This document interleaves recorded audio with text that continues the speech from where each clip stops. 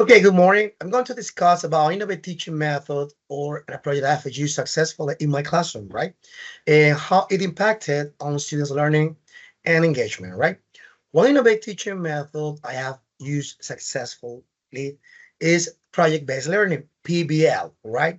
Where students learn by actively engaging in real-world projects that require critical thinking, collaboration, and problem solving.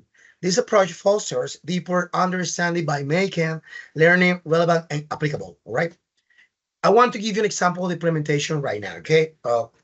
In one of my intermediate level English class, right, I designed a project called Create Your Own Travel Blog, right? The goal was for students to improve their writing, speaking, and research skills by planning a road trip to a country of their choice, documenting it through various language tags, right? The first step we got here, the first step we took was the project outline and roles. Okay, I divided students into small groups, and each group had to research a specific destination, including its cultural landmarks and activities. Each student had a role: researcher, writer, editor, or presenter, ensuring they contributed equally, right? Okay, in the second part, we got multimodal tasks, right? Students created travel itineraries, wrote blog posts, recorded videos in English, of course, okay, describing places of interest, and presented their projects via online platform. Okay, they also use tools like Canva for visual, Google Slides for presentations, right?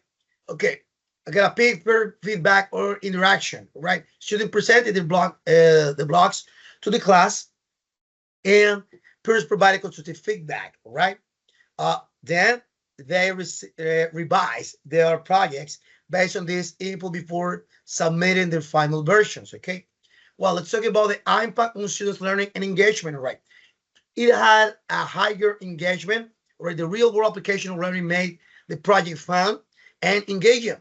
Students were excited to choose their destination and enjoy the creative freedom, right?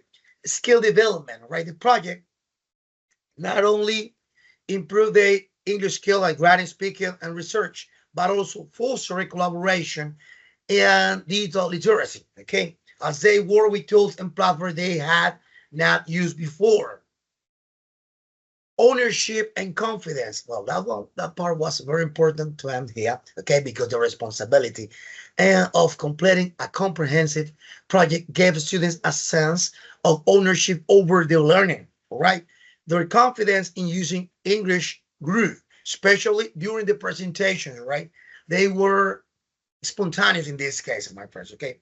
And long-term retention, right? So in this case, since the project was meaningful and practical, students retain vocabulary and structures related to travel, tourism, and culture much better they would in a traditional lecture. Okay, this innovative approach transforms standard language lesson into an immersive experience, boosting student engagement and reinforcing language skills in a more meaningful, lasting way. Well, how I adapt my teaching strategies to online environments. Okay, I'm going to provide a specific example of a time when I successfully implemented these strategies and their impact on my students' learning. Right? Okay, adapting teaching strategies to online environment requires flexibility, creativity, and a deep understanding of digital tools, my friends. Okay, a key strategy is active engagement through interactive content. All right.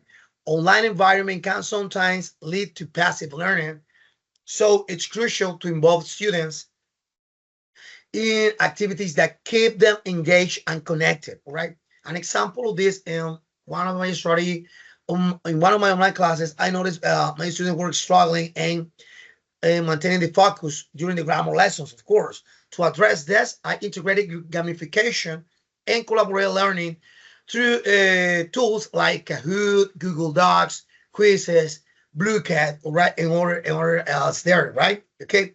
So what I did on the first time? Okay, so I gamified this part with quizzes and Kahoot, right? For a lesson of quantifiers, I created a Kahoot quiz that included not just multiple choice questions, but also real life scenarios where a student had to choose the correct quantifier. Okay. The competitive element motivated students to participate actively. Uh, Collaborate grammar editing, okay. I pair students in small groups via breakout rooms, shared a Google Doc with sentences that had a grammar mistakes related to today's topic, and students collaborated to correct the sentences, discuss their reasoning, and give a feedback to their peers about it, right? Okay, so the instant feedback and discussion was really important at this case. You know why? Because after each activity, the idea that I provided instant feedback addressing common errors, okay, and we also had a short discussion session where the students share what they find challenging or interesting in this case, okay? Okay, how was the impact in this part on the student learning? Okay, I increased the engagement here, so the gamified elements like Kahoot, Blue Cat, Quizzes, and other ones else, turn a typical grammar review into a lively competition, increasing student engagement and participation, right? Engage collaboration, working together in a breakout rooms, uh, help students practice their grammar skills and in a supportive environment, fostering peer learning, right? Okay, improve retention. Okay, the interactive and collaborate nature of the activities led to a significant improvement in students' grasp of quantifiers and demonstrated by their performance in follow-up quizzes, right?